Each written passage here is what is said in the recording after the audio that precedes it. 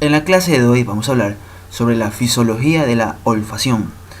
Vamos a estudiar cómo es que nuestro cuerpo percibe los olores, cómo nuestro cerebro puede diferenciar un olor de otro y cuántos tipos de sustancias odoríferas existen. Antes de esto revisaremos un poco la histología de la mucosa olfatoria para poder comprender mejor este tema. Sin más que decir, empecemos con la clase. Tenemos que el sentido del olfato es un sentido químico, es el menos estudiado de todos. ¿Pero por qué? Esto se debe a que en el ser humano el sentido del olfato no está tan desarrollado, y aparte de esto es un sentido subjetivo más que objetivo. En animales, por ejemplo, este aparato olfatorio se encuentra muy desarrollado, ya que desempeña una función esencial en la conducta reproductiva y territorial al poder percibir las feromonas. Mientras que en el humano, a más de percibir odorantes, es decir, olores, contribuye a nuestra vida emocional, ya que con el simple hecho de percibir un olor agradable podemos evocar recuerdos bonitos. Sí, existen, estos son los tipos básicos de odorantes que podemos percibir, que es el alcanforado, el floral, el etéreo, el mentolado, almizcleño, pútrido y acre. Sí, aunque estos son los olores, les repito, son los olores básicos, aunque en estudios recientes sugieren, basándose en descubrimientos del genoma humano, que existen alrededor de 1000 olores primarios. Esta fue una pequeña introducción, ahora sí entremos a la materia. Ya ustedes han de saber por histología o por fisiología de que dentro de las cavidades nasales existen dos tipos de mucosa. La primera, la mucosa respiratoria, la cual se encarga de humedecer, calentar y filtrar el aire y la respiración, que es de color rosado. Mientras que tenemos la otra mucosa, que es la mucosa olfatoria. La primera es la respiratoria, esta es la olfatoria. La mucosa olfatoria se encuentra ubicada en el techo de las cavidades nasales. En el ser humano tiene una superficie aproximada de 5 a 10 centímetros cuadrados.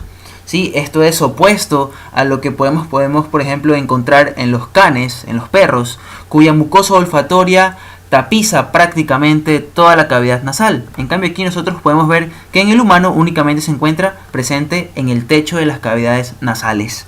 Esta mucosa olfatoria es de color amarillenta. Hace tiempo no se sabía por qué era esta coloración, pero ahora se sabe que el amarillo se debe a la cantidad de lipofuscina que se encuentra difundida en toda esta mucosa olfatoria. Esta mucosa está compuesta por un epitelio cilíndrico ciliado pseudoestratificado, con la diferencia de que carece de células caliciformes. Las células caliciformes en este caso se ven reemplazadas por unas glándulas que se llaman glándulas olfatorias o glándulas de Bowman. ¿Sí? En esta mucosa vamos a encontrar varios tipos de células especializadas. Entre ellas tenemos a las células olfatorias, a las células sustentaculares, a las células basales y por último tenemos, que no son células pero que también vamos a describir, que son las glándulas de Bowman. Comencemos entonces hablando de la célula olfatoria, las que vemos aquí de color amarillo. Las células olfatorias no son más que neuronas bipolares, ¿sí? Es decir, que tienen un soma central y de él se desprenden dos axones. Uno que se dirige hacia el sistema nervioso central y otro que se dirige hacia la periferia y mira hacia las cavidades nasales. El axón que se dirige hacia el sistema nervioso central va a formar lo que se conoce como nervio olfatorio, el cual penetra por la lámina cribosa del etmoides y llega al bulbo olfatorio. Mientras que el otro axón, la otra dendrita, la que se dirige, este es el que se conoce como extremo luminal porque mira hacia las cavidades nasales, presenta en ella, en su terminación, una pequeña dilatación, conocida como vesícula olfatoria.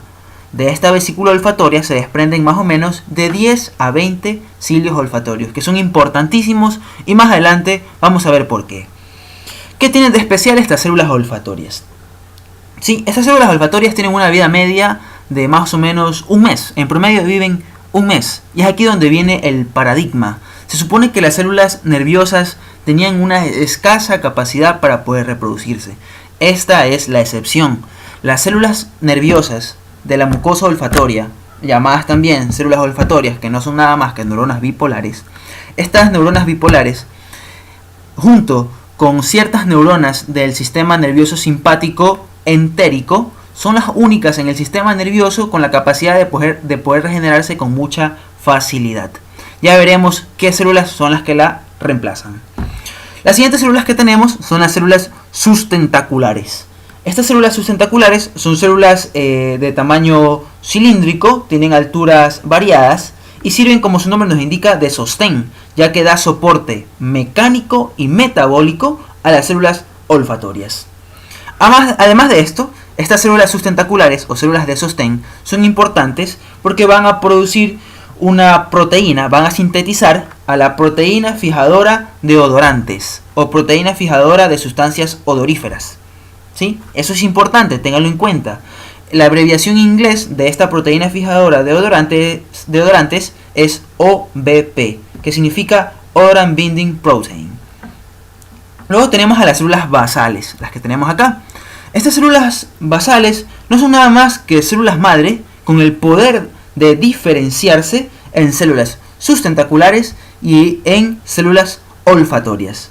Entonces, estas células basales son las que después de un mes reemplazan a las células olfatorias. ¿Sí? Queda claro entonces este recuento histológico sobre la mucosa olfatoria.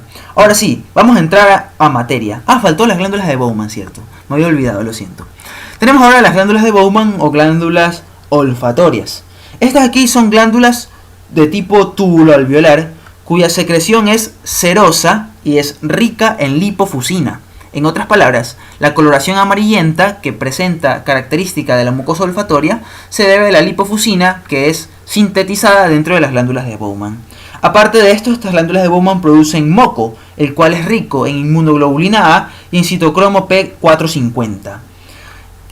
Esta producción de moco y todas estas inmunoglobulina A y el citocromo P450 actúa como una trampa y un solvente para las sustancias odoríferas. ¿Sí? Tengan eso en cuenta. Ahora sí, vamos al mecanismo de la transducción olfatoria.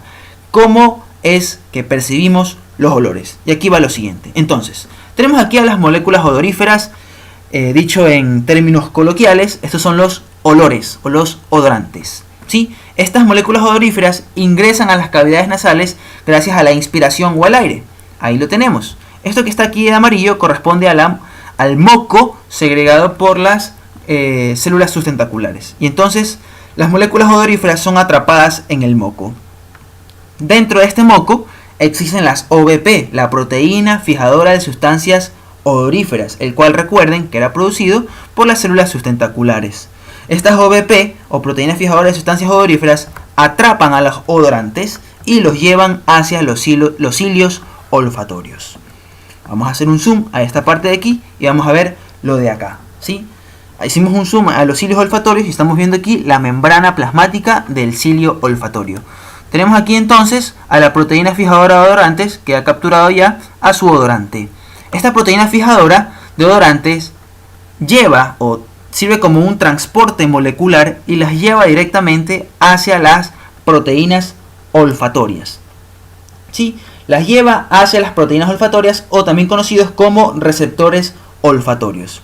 ¿Qué tienen de especial de estos receptores olfatorios? Que son receptores olfatorios acoplados a proteínas G. Es por eso que en algunos libros ustedes los van a encontrar como GOLF-OR. La palabra GOLF significa G olfatorio, receptor olfatorio acoplado a proteína G. Eso significa GOLF-OR. ¿Sí? Receptor olfatorio acoplado a proteína G. Entonces, una vez que la OBP lleva al odorante hacia el receptor olfatorio se activa y se desprende automáticamente la subunidad A de esta proteína G. La subunidad A, que le pertenecía a este receptor olfatorio, activa a otra proteína que se encuentra en la membrana plasmática, conocida como el adenilato ciclasa 3. Esta adenilato ciclasa 3, ¿qué es lo que va a hacer? Va a transformar el ATP en AMP cíclico, ¿sí? AMP cíclico. Este AMP cíclico, a su vez, va a activar a los canales iónicos, ¿sí? Estos canales iónicos van a dar paso tanto a sodio como a calcio, ¿sí? Importante. Tanto a sodio como a calcio. Entonces, del medio extracelular ingresa hacia el medio intracelular el sodio y el calcio. Al mismo tiempo, el calcio va a activar unos canales iónicos que en cambio van a dejar salir iones de cloruro. Y de esta manera, la membrana plasmática de la neurona bipolar o de la célula olfatoria se despolariza desde un potencial en reposo de menos 55 milivoltios a menos 30 milivoltios. ¿Sí? Entonces, les repito todo este proceso de manera rápida. Vamos a retroceder toda la diapositiva. Ahí tenemos entonces a las moléculas odoríferas, ingresan a las cavidades nasales gracias al aire de la inspiración, son atrapadas en el moco producidas por las glándulas de Bowman. Dentro de este moco circundante encontramos a las proteínas fijadoras de odorantes, el cual atrapa a los odorantes y lo lleva directo a los cilios. ¿Sí? Aquí tenemos entonces la proteína fijadora de odorante lleva el odorante hacia el receptor olfatorio acoplado a proteína G. Una vez que se da esta unión, se desprende la subunidad alfa, el cual se une a la adenilato ciclasa y lo activa. El adenilato ciclasa transforma el ATP en AMP cíclico. El AMP cíclico activa canales iónicos que dan paso a iones de sodio y de calcio. Y el calcio a su vez activa a otros canales iónicos que dan paso, o dejan salir hacia el medio extracelular a los iones de cloruro. De esta manera, con el ingreso de iones positivos hacia el interior de la célula y con la salida de iones negativos hacia el exterior de la célula olfatoria logra despolarizarse, ¿sí? Desde un potencial en reposo de menos 55 milivoltios a un potencial de acción de menos 30 milivoltios. Aquí tenemos un esquema muy bien explicado. Tenemos aquí de nuevo moléculas odoríferas, aire, son atrapadas por el moco. Encontramos a las OBP, el cual se une al receptor olfatorio acoplado a proteína G, se desprende, activa a la adenilato ciclasa, transforma el ATP en AMP cíclico. El AMP cíclico da paso, abre canales de sodio y de calcio. Ahí lo tenemos. Perfecto. Ahora, aquí viene la pregunta del millón. ¿Cómo logramos distinguir un olor de otro? En un inicio yo había mencionado que existen 7 tipos de colores primarios. Sí, pero bueno, el mecanismo mediante el cual estos 7 tipos de olores son percibidos es exactamente el mismo. Entonces, la pregunta es, ¿cómo nuestro cuerpo puede distinguir un olor de otro? Aquí viene la respuesta. Aproximadamente el 2% de nuestro genoma es capaz de codificar cerca de 1000 receptores olfatorios, pero únicamente 350 son funcionales. En otras palabras, los otros 650 genes que están preparados para poder producir receptores olfatorios son en realidad pseudogenes que con el paso del tiempo han acumulado una gran cantidad de mutaciones y por lo tanto no se pueden expresar, dejando únicamente a nosotros, a la especie humana, con 350 genes capaces de poder codificar un receptor olfatorio distinto. ¿Sí? Todos estos 350 receptores olfatorios se rigen bajo un plan de codificación poblacional.